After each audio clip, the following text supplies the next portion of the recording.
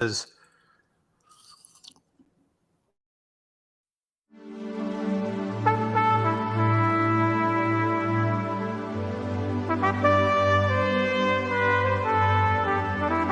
to the No Limit Selling Podcast, where industry leaders share their advice on how you can become better, stronger, faster. Hey everyone, welcome to another episode of the No Limit Selling Podcast. And as you know, one of my fascinations is the mindset and the tricks it plays. And sometimes the tricks are really amazing and they allow us to go out and do phenomenal things. I was chatting with a friend who, when they first started, they said, make these calls, get appointments with CEOs. And they said, not a problem. And they started landing appointments right out of the gate. And the coworkers like, how are you doing that? They don't want to talk to you. She said, after 2 months of that, I couldn't pick up the phone ever again. So we can have a positive mindset. We can also have a negative one. And today we have the privilege of having Anthony Iannarino with us today. He's got a book coming out, The Negativity Fast. Anthony, welcome to the show. It's good to see you again. Even though it's better to see you face to face in Vegas. Yeah, it was. We went. It was a Sales 3.0 conference. Shout out to our friends at Selling Power and Gerhardt. It was a great group of people coming together, sharing ideas how to do better in sales and how to do better as human beings. True. Yeah, I thought it was a great session there. Because I think one of the things that humans do exceptionally well is creativity. I'd heard a long time ago, you probably heard it too, like we're made in the likeness of God and we all look different. And I thought, well, that doesn't make sense. But the one thing God does is create stuff. And that's where we're at the highest. And there's a quote from David Lynch, I think it's negativity is the enemy of creativity. And creativity is how we solve problems. So you've written many books, Anthony. What made you decide to write this one about that negativity that's in all our lives? It was time. I mean, this is, if there's ever the time for us to have this conversation, it's definitely right now. You've got a hot war in Europe right now. We've got the highest inflation in, 40 years-ish, something like that. You've got interest rates, you've got political divisiveness, and we could go on and on and on about all of the struggles and problems that we have right now. So this is just a particularly interesting time. Post-pandemic, you'd think that people were feeling better, but it doesn't feel that way to me. It feels like there's still a lot of negativity. There's still a lot of stress, a little more anxiety than you would normally have. And I actually developed the negativity fast for me many years ago because I was angry and I had a bad attitude. And I decided to do something about it. And it worked. And then I liked it so much, I'm still on that same negativity fast. So I've been doing this for years. No television on cable, no news, other than what I get from things that I would say are not politically divisive, like maybe The Economist or things like that, where you're going to get a more balanced view than trying to divide us from each other. So this negativity fast, did that result in hair loss by any chance? The drugs took away my hair. Oh. But not those drugs. Not those drugs, yeah. Not the good ones. Not the illicit drugs. It was the drugs after having 2 brain surgeries. So I was on phenobarbital, which is used to tranquilize elephants. And I can tell you it works quite well for humans. I would drink 64 ounces of coffee and go back to bed. Wow. I mean, just like that. It was so bad. I went through about 8 different pharmaceuticals to prevent another seizure, which I've never had another seizure. Nice. And then eventually I went to my neurologist and said, I'm going to stop taking these drugs. And she said, you can't stop taking the drugs. You have to wean off over time. And that's what I did. And I've still never had another seizure. Oh, so superb. George Foreman, I like quotes because they really kind of focus in on what the issue is. Like for him, it was like negativity rolled off my back. That was his superpower. And that's what allowed me to win fights. And it's hard to fight the competition. It's hard to fight the market if the enemy is inside your head. So here's a question for you, Anthony. When that negative voice comes inside your head, is it in your voice or is it another voice? It's another voice. Interesting. One of the things I tell people is I am going to how I train them to pay attention to other people, to listen really well, is to repeat whatever the other person is saying.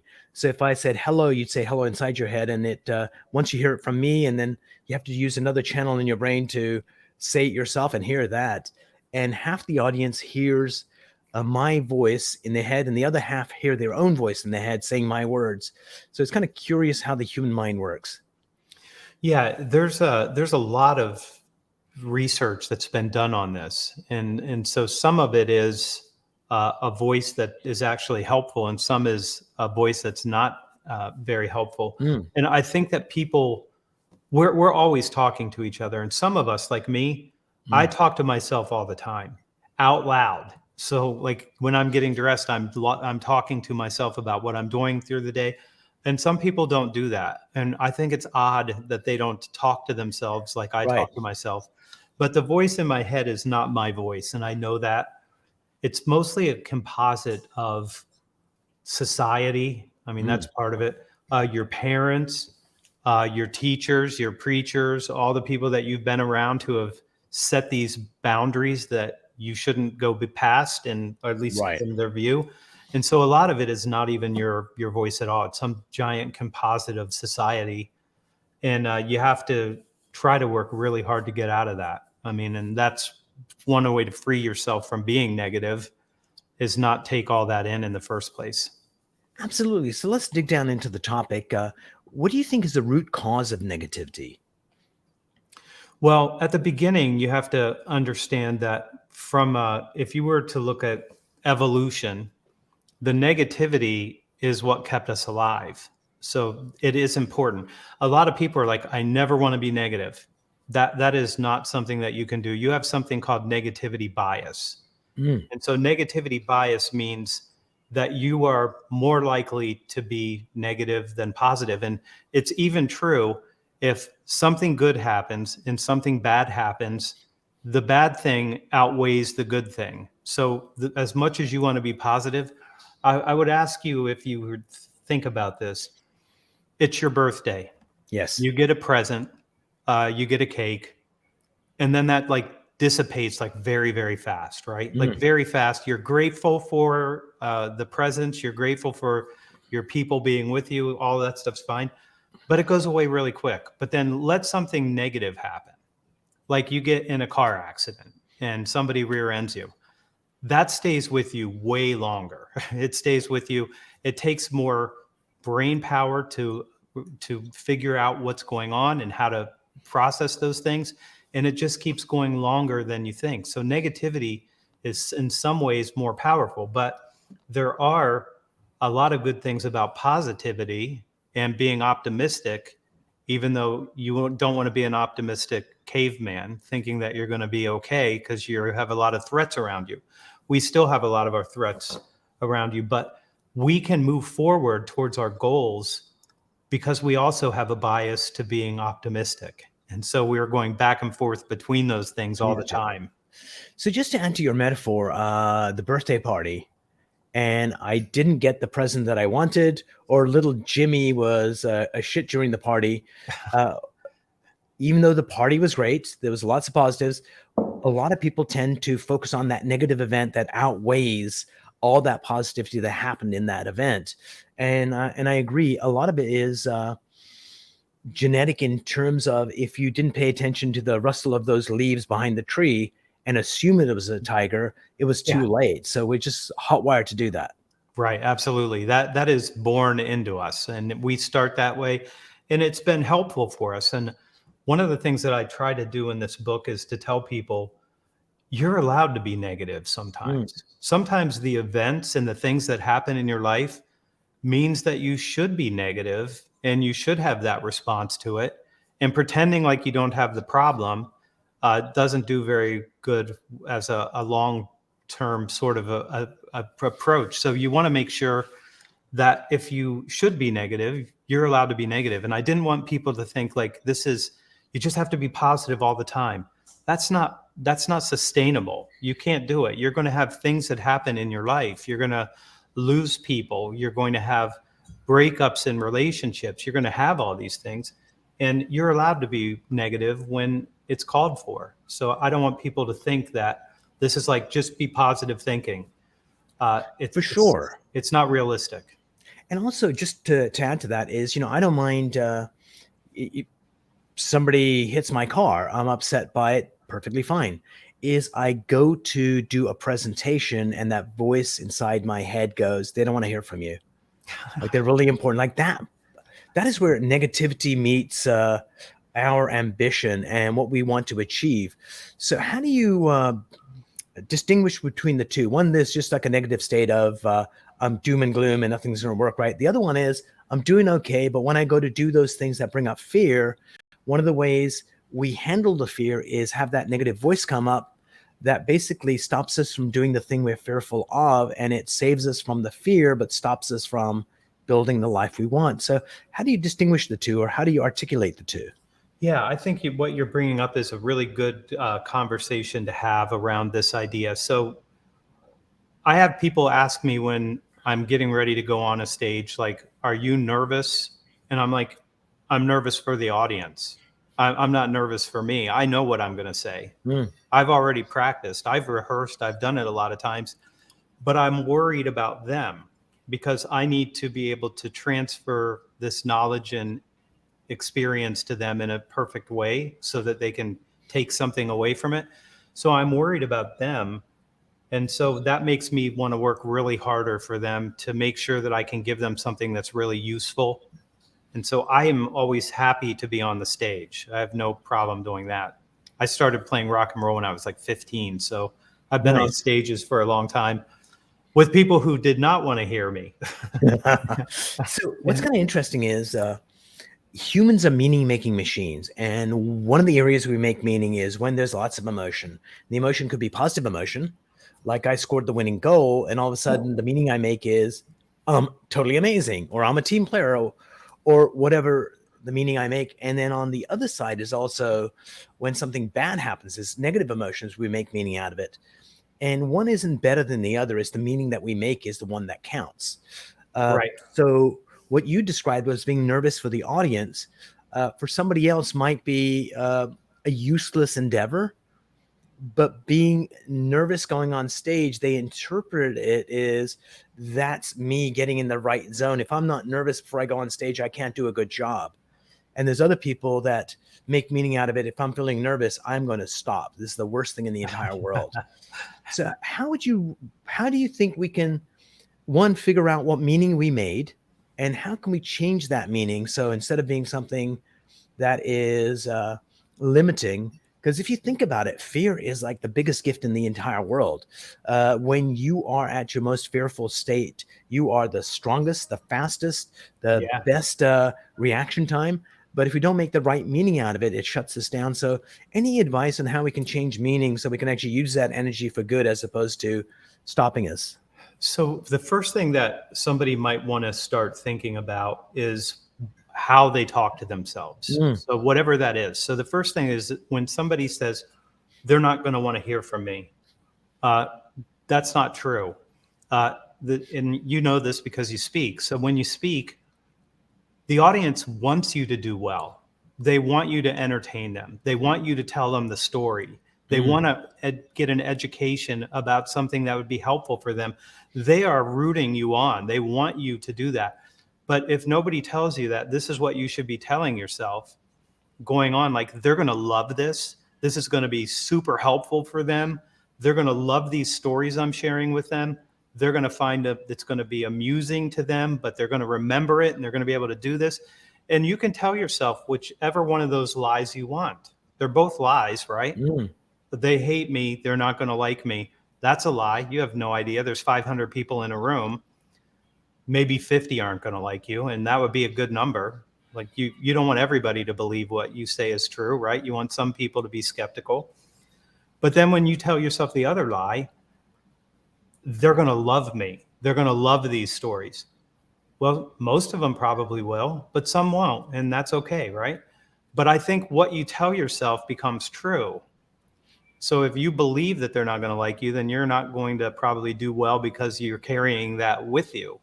Whether you're walking into a sales call, whether you're walking onto a stage, whether you're walking up as the best man at a wedding and you have to give a speech, like what any one of those things, you can go into it believing that this is going to be great and people are going to love it.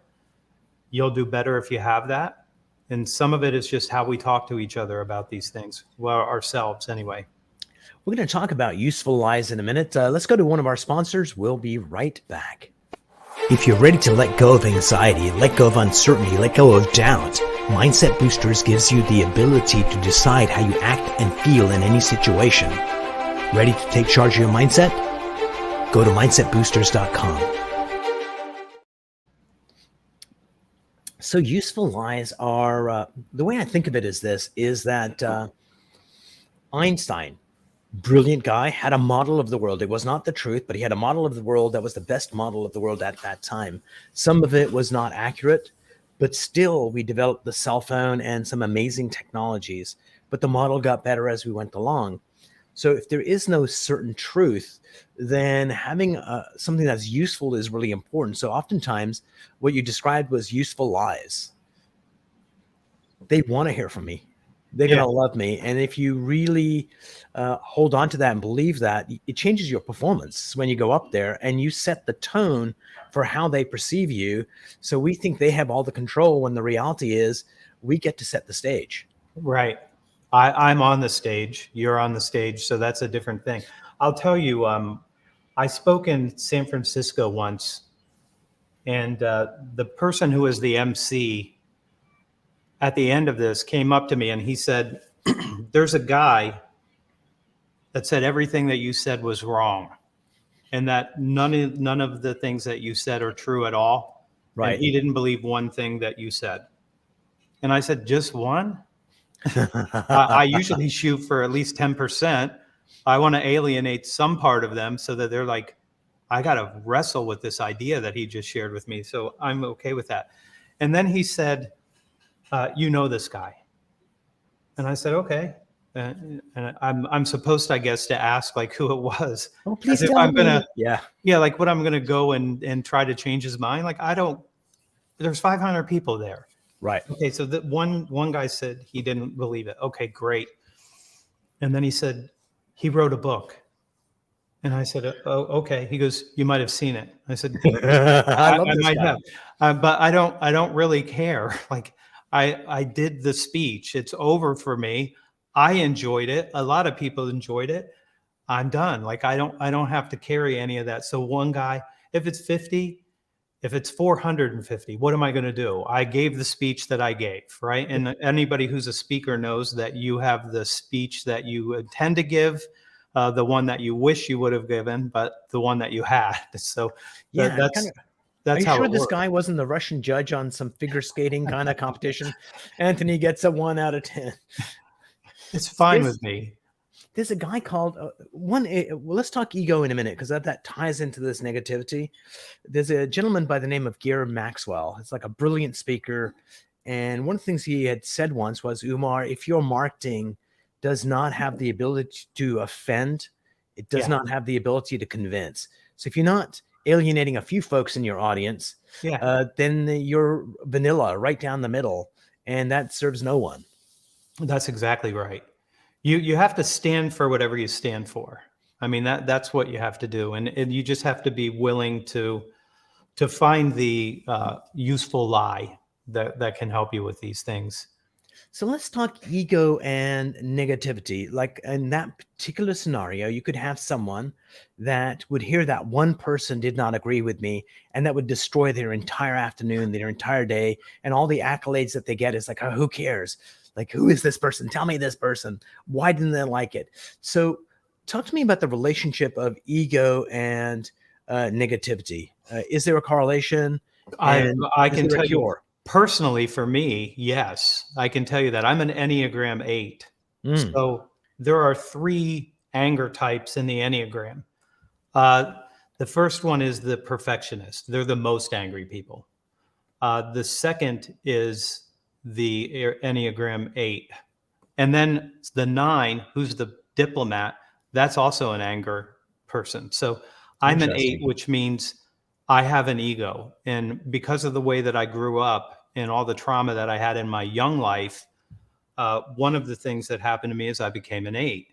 And Mm. so if you disrespect me, if I feel like you're disrespecting me, if you're trying to take advantage of me, then the fists go up really, really fast for me. I mean, that's what happens. But I've adapted myself to be more like my wife, who is a peacemaker, and I'll be diplomatic, and I won't have to have a conflict because I don't need the conflict anyway.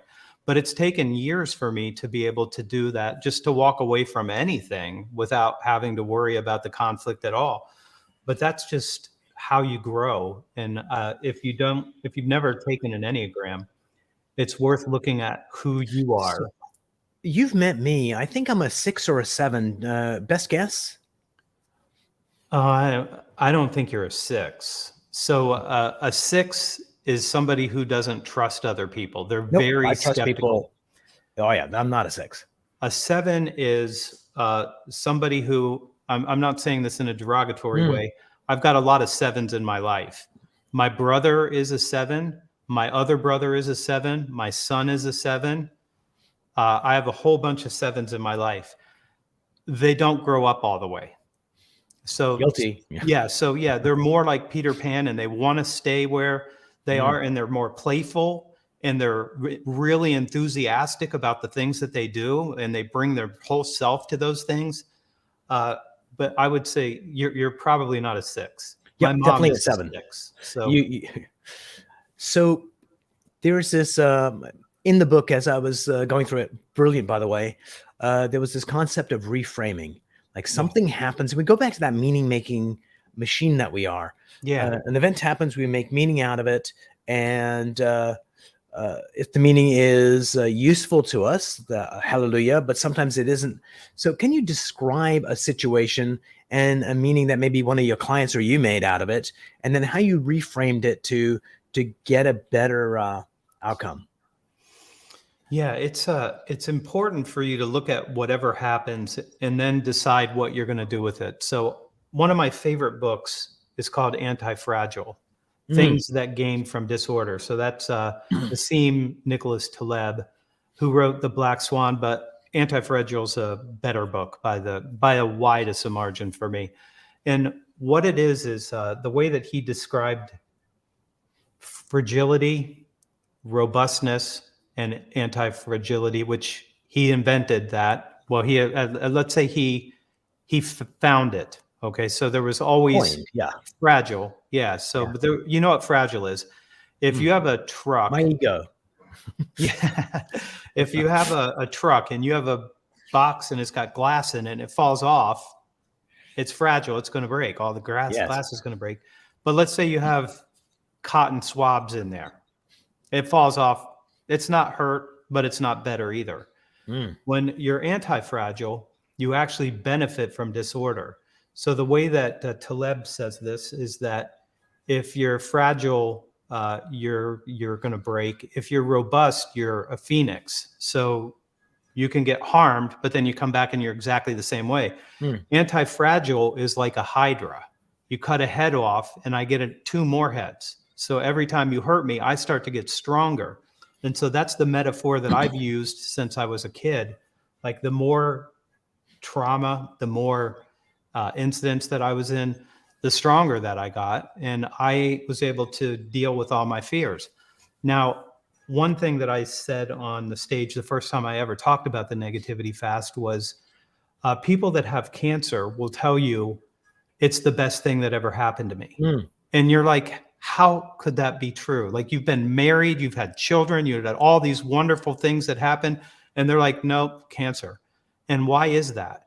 Because the transformation of who they became on the other side of that was so different than who they were. So my name is Sam. You know me as Anthony. After I had my brain surgery, I changed my name to Anthony because I was still working for one company and I didn't know if I was going to go back to Los Angeles, but I wasn't allowed because I had to have 2 years without being able to drive a car.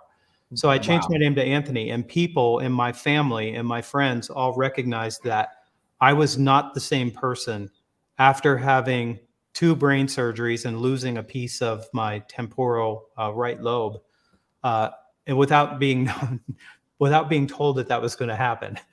Uh, Wow. they knew it was going to happen, but they waited until after they did the surgery to tell me we had to cut a piece of your brain off. And then I asked, could I see it? And they said, no, that's morbid. We'll never let you look at it. Well, which is kind of weird because they give you a gallstone to take home in a jar. What's kind of interesting to me, Anthony, is we do not use language accidentally. We're very, very purposeful in what we use. So, one, there's like the dictionary definition of such. So, a good example is remission. So, for many survivors of cancer, as they get remission, they get a new outlook on life. Yeah. And for me, who's a dreamer and likes useful lies, the question is, did the drugs and the surgery do the trick, or was it a reevaluation of life and they got a new mission in life, and that new mission allowed those drugs to actually function at a higher level? And so the story I'd like to believe, and I is very much that we come near death's door and all the bullshit that we worry about and are concerned about disappears, and then we go, wait a minute, why am I concerned about all this stuff when I should be doing X? And Yeah. it could be a noble pursuit, or it just could be a, I want to be an artist. And when you get that new mission, you start getting better. So where do you fall on that? Is it the, I've done, I mean, at the end of this book, there are dozens and dozens of citations to anything that I claimed. So some of the things that I claimed, I just knew. Mm. So when I say you're more likely to be very, very careful with your dogs and cats when you're giving them the prescriptions, and you'll be very, very consistent with that. Mm. But you won't do that for yourself. Agreed. And my editor said, that can't be true. And I said, no, it's true. And she said, how do you know that? I spoke to 600 veterinarians 2 years in a row, and they're like, you're way better with your pets than you are with your own self. And that turns out to be true. And I went out and I got the citations on everything like this. But you can't do the work that I did writing a book like this and reading everything and not believe that what's going on up here has a great deal to do with how you process something like that, like a brain surgery or cancer or something, some other type of trauma. You can't read it and then think, if just gratitude will lower your blood pressure, will increase your immune system, and do a dozen other things that are all claimed by science and all proven, you can't believe that it's not up here. You can't. I Sure. can't anyway. We're going to go to gratitude because that needs to be kind of plumbed to a deeper level in a moment. But just going back to what you had said about pets' medications versus our own. We were at a car dealer a couple of days ago, Sheena and I, my new bride. And so I was, pretty amazing there. She said, wow, I didn't realize. And I said, yes, if I was buying the car for myself, I would not have been as assertive as I was for you. And you can ask anybody, when you go to buy a car for a friend, what's your personality like versus the other? And you're not mean, but you're just stronger. Hey, man, Yeah. that's not a good deal. So we do more for others than we do for ourselves. And if you take a look at people coming into basic training in any military in the world, they usually come in as selfish individuals. That process of boot camp basically takes the self away. And when we form a troop, we'll do heroic things, risk our lives for our fellow troop members. We may not risk our lives for the general in the same way, but we'll do for others. And I think that's something amazing about being humans. And also, how can we change that so that we are as kind to ourselves as we would be to somebody else? Yeah, there's again a lot of literature, let's call it, Mm. on our well-being, and that is your responsibility as your owner of this time that you have here on earth. And I think it's really important that people do some of the things. I mean, gratitude's a really good starting place. So Yeah. if you were to look at Marty Seligman's work on Hmm. positive and flourishing, he created positive psychology. And when he did this, he had an entrepreneur who helped him build a site on a Time magazine thing. So they decided to have people do this one exercise. So if people leave here with just one exercise, this one would be the one I would ask them to do. It's called Three Blessings. Mm. So a lot of people know what a gratitude journal is. This is not that. It's something different. So it's not like I love my wife, I love my kids, I love this thing and whatever. I'm grateful for these things. What you do is you make a list at the end of the day of 3 things that went well for you and what caused those things to go well for you. And what happens if you do that for 2 weeks? For about 6 months, you will not have any depression. And what Seligman said in a book called Hope Circuit, which is his biography, is that it's more powerful than psychoanalysis or pharmaceuticals. Mm. So this has been proven, it's scientifically been proven, but some of us just sort of know that it's all going on up here, So right? re-articulate, what do you do for the blessing? What went The three well for you? blessings? Do you just think about the three blessings? No, you write them down. So you write Okay. down like what went well and why. Mm. And if you do that for 2 weeks, the people who are depressed are no longer depressed. If they were anxious and stressed, all those things go down. It's amazing. So here's something that's kind of interesting is the gratitude journal. A lot of people do it. So let me ask you a question, Anthony. Uh, when you were on stage in Las Vegas, Mhm. visiting there, what's one thing you were grateful for in that experience? I was grateful that I got the opportunity to share something with people who actually were trying to pick it up. And I had a lot of people that came up later on and said, that was really good. That really helped me understand this thing better. So I'm grateful that I get an opportunity to even do something like that. I mean, Nice. if it always feels good to me, and I'm always grateful. So that's what most people do is say, I'm grateful for this. I came across this thing where it was adding the word because at the end of it, which was if you did that same thing, I'm grateful I got to share some important ideas with a receptive audience. And then if you answered the because part, what's the because part? Because that's where the juice is, that's where the energy is. Well, I can go back to the three blessings. So Yeah. I'm grateful for the opportunity to do that. And why did it go well for me is because I always feel good helping other people see something that they can't see. So that's what I spend most of my time. It's like trying to show people something that it's invisible to them, but visible to me. And it's only visible to me because I go out and I seek people who can see something that I can't see. So if they can see it and I can't see it, then I really am going to be interested in seeing that. Because if you Love can that. see it and I can't see it, then I want to know, like, how did you learn to see that? Mm. So one of my mentors is a guy named Ken Wilber. Ken Wilber created something called integral theory. And basically, he takes the whole universe and puts it into 4 quadrants. And it's a structure that's incredibly powerful. And as soon as I listen to a book, you can't read this book because it's not a book. It's an Mm. audible book. It's called Cosmic Consciousness, Cosmic with a K, Mm. and it's Ken Wilber. And you would want to listen to that before you ever read a book because you won't get how lightly he takes this big idea and his sense of humor. You would never get his sense of humor out of the book. You'd be like, what is he talking about? Right. But if you listen to it, and I wanted to see what Ken can see.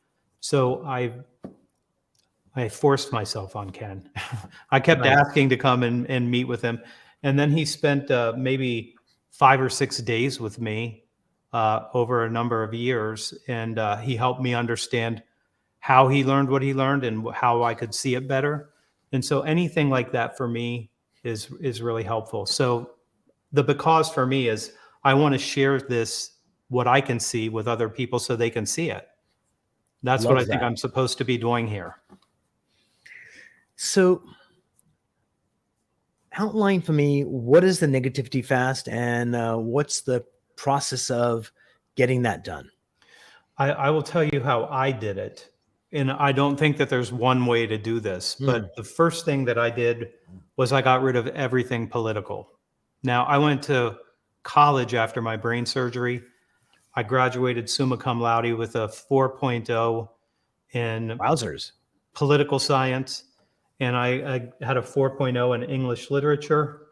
I had a 3.93 grade point average. Uh, so I did pretty well there. And then I had a counselor that said, you should take the LSAT. And I said I would if I knew what that was. Mm. And he said, it's the law school entrance exam. And he said, I think you'd be good at it. I got a 161 on that out of 170. And then I got the Dean's Academic Scholarship to law school, which Hello, Mr. seems like a Mensa. good idea at the time, but it was even more political than political science. I mean, it Mm. was constant arguing about politics, and everything got so political to me. What I decided to do, I was angry for a whole bunch of reasons. And what I decided to do was I'm going to get rid of all politics. So I took all my books to half price books. I took all the magazines. I turned off cable television altogether. Like there's no news for me.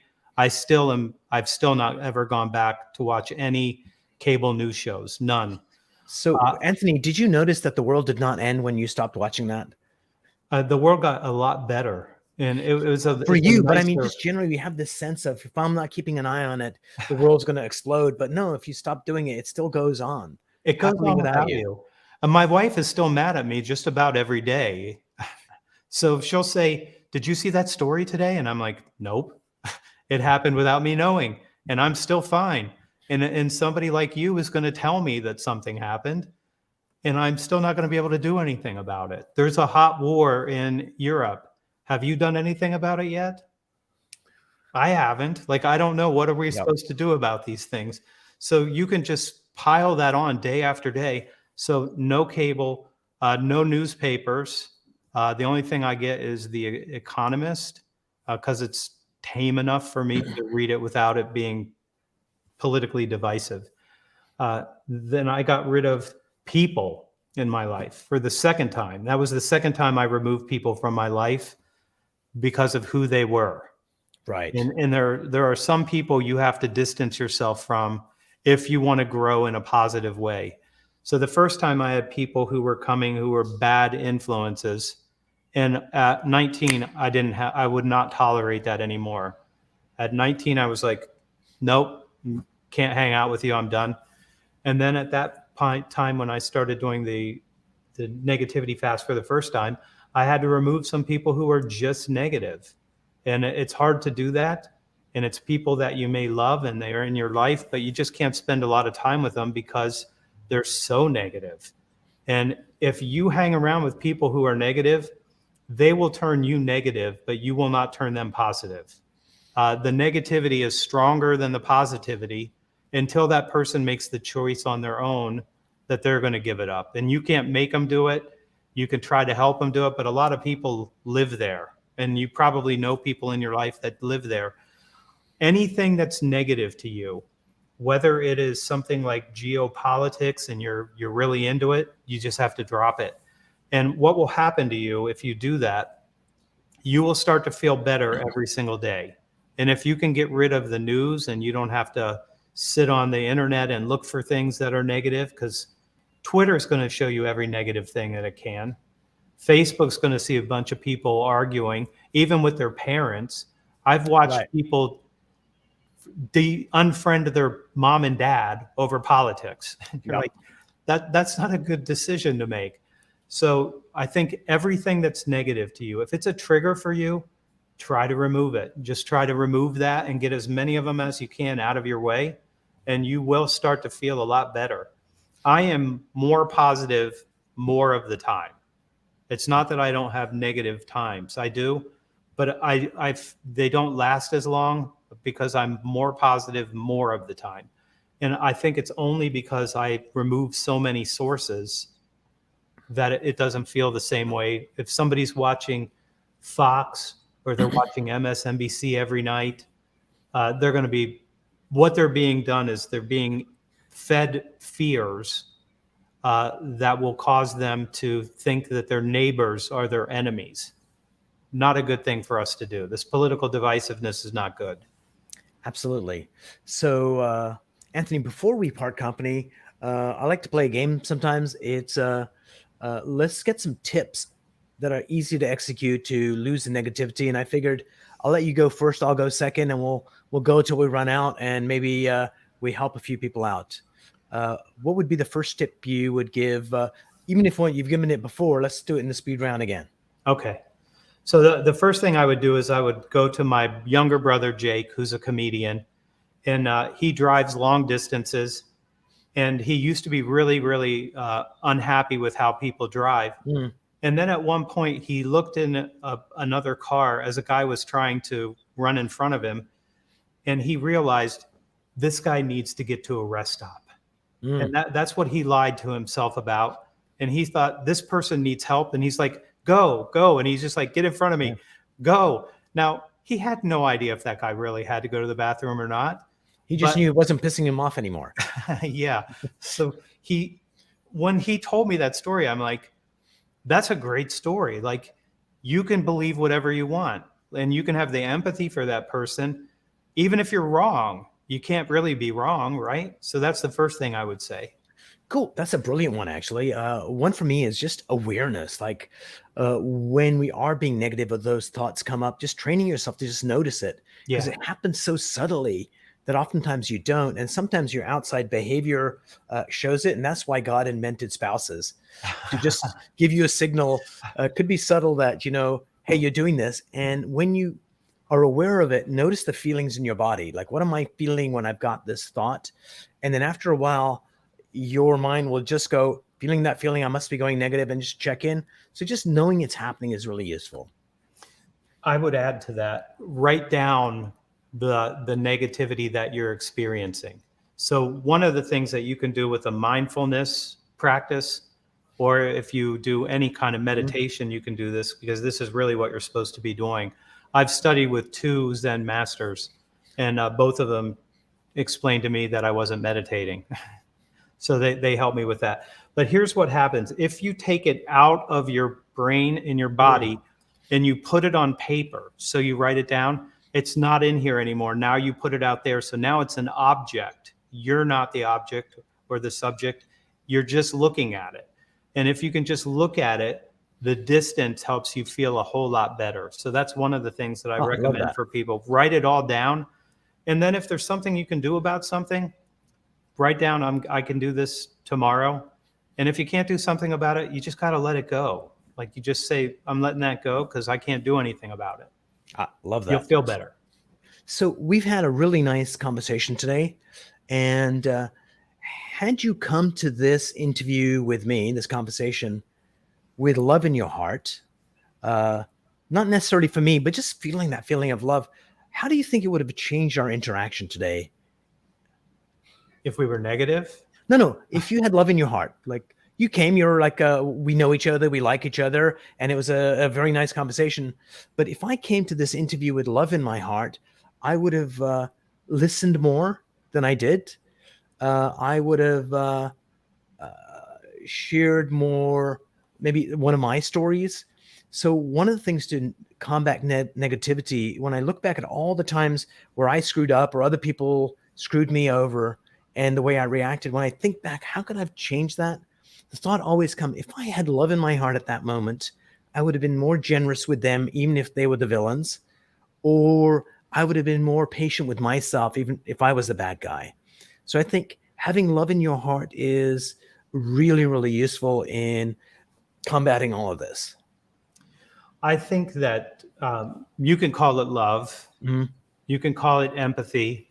You can call it compassion if you actually are willing to do something to help another human being. I think that all of those things are really, really important, especially right now where we are. And I do think that I try to come, because I'm an 8, and so I've done a lot of work to figure out like how to be a better 8. Because an 8, Eights get most of the things done in the world. So I will give you some people who are eights: Martin Luther King, Mm, Winston Churchill, Fidel Castro, Saddam Hussein, Anthony Iannarino. I'm an eight. So there's some of us that do really good work because we do care and we do have that love, mm, and some of it is protecting other people. So an Enneagram 8 is a challenger, or it's sometimes called the protector. So right. if somebody's being bullied or harmed, I will intervene because I have the power to intervene. But I always try to come with love in my heart, and I always want to be a better version of me. And it's not always easy to do. There are some people that can just trigger you, but you have to figure out, how am I going to respond to this? And when you respond with empathy or compassion, if they're doing something that you don't understand and you think that it's wrong, you just have to understand they don't have the resources or the experience to know to do something different.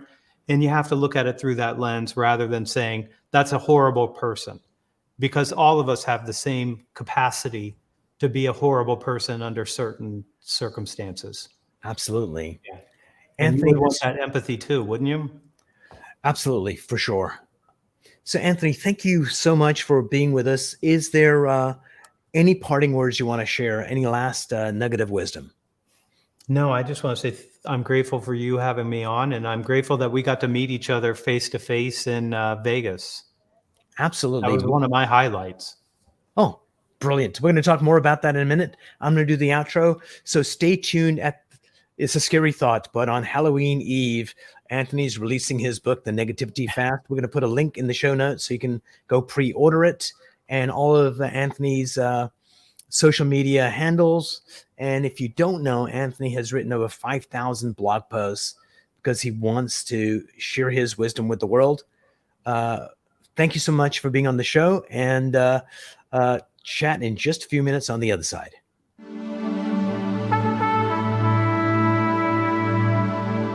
If you enjoyed this episode, please go to iTunes and leave a 5-star rating. And if you're looking for more tools, go to my website at nolimitselling.com.